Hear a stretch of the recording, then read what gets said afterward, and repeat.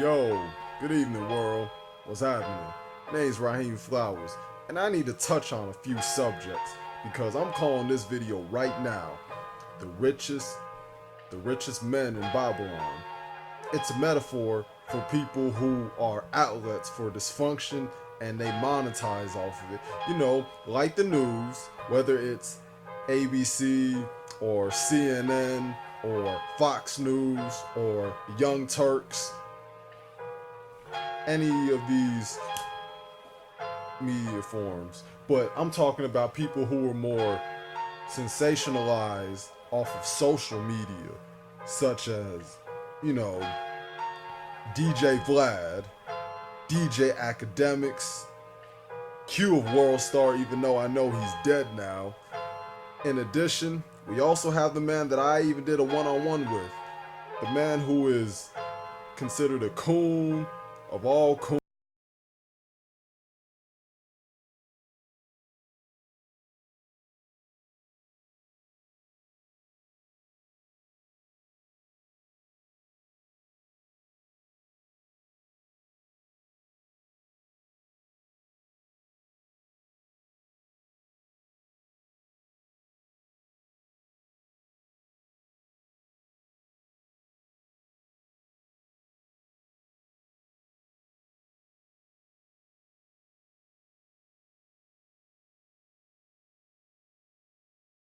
Q or Media Takeout or Academics or Vlad is that he speaks with conviction, disappointment, and concern. But, well, I don't even want to say too much right now because I want to save that for our debate and discussion. But I just want to give you a thesis of what I'm going to speak about. And I want to just give a rundown on a situation that transpired here in Chicago to that young lady that just passed, Kenneka Jenkins, 19 years old, I believe. She died, she got raped, she got put in the freezer, so she froze to death. And you had some black broad wearing weave, nothing new, trying to being on some CSI, Law and Order, Detective Conan, Inspector Gadget, and Sherlock Holmes, all in one. Criminal Minds, all synthesized and fused together, the way she was talking. But to me, what's more important is not how she died, how it happened, even though that's important. The most important thing is that this is something that is perpetuated in the so-called black community. It is. You have this mindset where you have these girls out here doing some reckless shit, not knowing what they're going to get themselves into, not knowing how deep it could get, not knowing the type of pain that they'll deal with and trauma. They don't even rule out these possibilities in this prospect.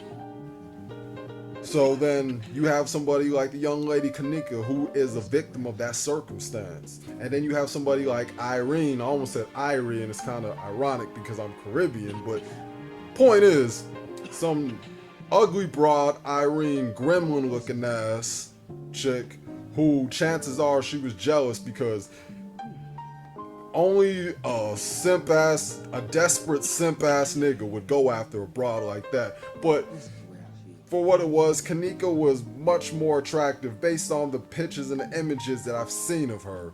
And I'm willing to bet that envy played a humongous role in her impending demise. Now, when I see Vlad, when I see Academics, when I see, even though that fat fuck Q is dead now, but still, his ratchetness and the effect that World Star has still lives on. That has been immortalized, unfortunately. Even though his shell is gone. And Tommy too. Like, these people know that they benefit off of this. So they can go and say, well, I have positive things and I'm giving you reality. That is true. We can't ignore reality. See, here's the thing. People like to treat optimism like some sort of serum that they could just inject. They treat it like a drug. They treat it like these rap niggas who are a bunch of junkies these days.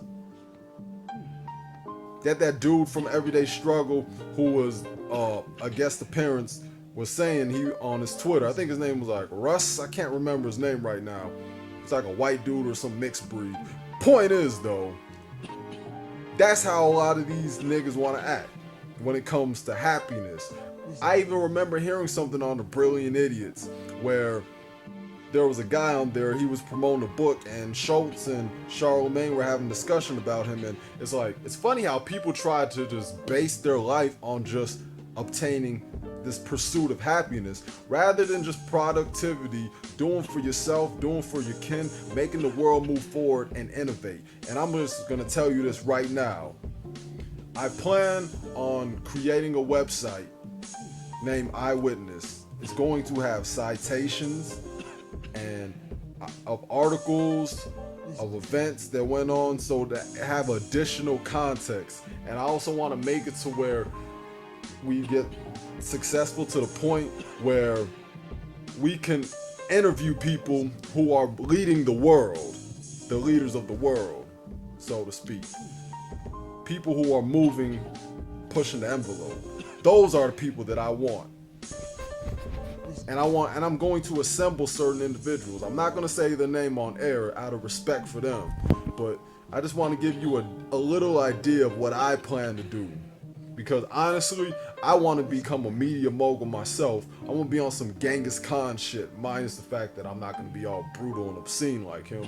But the point is, I want to get to the point where I want to just put my foot in the door and just be that dominating factor instead of letting these fuck niggas, and I don't even say that term, but that's the best way to describe them. All these dudes out here who know what they're doing, and I have to question Tommy on that. I have to question him. Because honestly, when I went into that one-on-one with him, I just had a small idea of what I wanted to talk about, like how he reacted to situations. But my thought pattern was all jumbled up, and as usual, I have a tendency to overthink things. But I've been formulating and pondering on this for weeks, so now I know what I want to talk about with him. Is he an outlet to dysfunction, like academics, like DJ Vlad, like Q of World Star, and creators of Media Takeout? And I believe he is, and I'm going to expound upon that in our debate/discussion. But back to the situation. Yeah, man, what happened shouldn't have even happened. But it just, all these events that's festering up, this cesspool of madness and bullshit, this is just the recoil that black people, and primarily speaking black women, are facing. Hell, next month in October, that Section 8 is about to be a wrap for many people. And let's be honest, it's women who it caters to, and children, because you can't even have a man in the house, and if a man is in the house, he has to be on the lease, and that is going to have to be the woman who gives that green light. And this is the thing that has separated the black families. Yep. So, and then you got to think about all these black men out here doing this high rating of interracial dating, which in one aspect I understand because of the frustration you have to deal with black women. I know from personal experience. But then it gets to a point where you try to justify your own self-loathing and disdain amongst your people because of your unfortunate circumstances. Like, a lot of people don't know how to get past the fact that not every individual is like that. You have to be wise enough to understand, yeah, not all black women are like that, but you can't be under no illusion, because when you look at the black dynamic, all you see are a bunch of selfish, narcissistic, sociopathic, hypocritical individuals who have created this matriarchal or genocentric atmosphere. So I understand the frustration that black men feel. I get it. But there's a brother on YouTube who brings up great points. I love listening to this dude. His name is Proverbial Hater. And the most fundamental thing is power. That will change all. That will change the whole paradigm. It will be a paradigm shift. But the thing is, black men do not want to form a union with one another. Now you just have this manosphere on YouTube. Now you have all these black dudes having this gender war. It's like, dude. And they all profit off of it. They all profit just black men shitting on black women shitting on black men. Everybody just profits off it. And that's why I said this is going to be a video called The Richest Men in Babylon. And when I say men, I'm just talking about human beings as a whole. You just have a bunch of motherfuckers out here being hubris and just being on some preachy shit. And that's why I used to go in on dudes like Sarge a lot. Even though I still don't fuck with him, but you know, I've toned down because I know I don't have to like an individual to be able to work with them. But I also do have to rule out the possibility of your track record, which is something I also want to talk about with Tommy. I mean, I've been going through a transitional phase since the last 2-3 weeks, and it feels great, better than ever. And I want it to be where there's never a situation like Kenneka Jenkins here in Chicago, or never a situation like Tayshaun Lee, because Black Lives Matter is not gonna say shit, just like they ain't say shit about Tayshaun Lee. You're not gonna hear these pro-black Negroes. You ain't gonna hear this goofy ass nigga like Tariq. You ain't gonna hear no Umar, Boyce Watkins. You ain't gonna hear that tranny synthetic G say shit about this.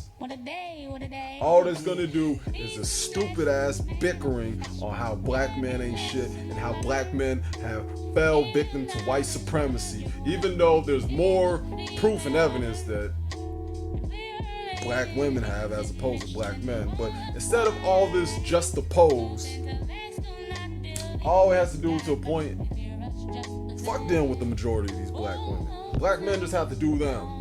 Just acquire power. Do what the Honorable Marcus Garvey did. Don't focus on going on these long ass diatribes, because all that shit is a distraction. That's why I try to put it to a minimum when I say things about black women. I don't just try to just base an entire video just saying how black women ain't shit and how black women are the worst stewards of children on the planet, like Tommy would say, or how black women have a line that we know these things are true, and ain't nothing wrong with pointing the shit out.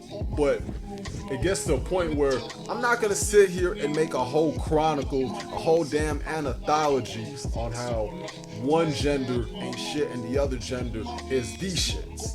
You get what I'm saying? And that's what I mean. When I look at the whole black sector of YouTube, they all benefit from this shit. But the reason why I had to say Tommy is because he prides himself on being the pioneer. Because I remember on a video, you know what? I'm saying too much right now. I'm gonna save that for the debate. But point is, everybody is eating off the same plate. And eventually, people are gonna get too greedy, and then these wolves are gonna eat themselves. This could be a good thing or a bad thing, but all I know is that black people need to have an intellectual civil war. Just like a brother named Black Man taking our community back once said. Alright? I think that's gonna cover it. Alright, man. Peace out. Have a good night, everybody.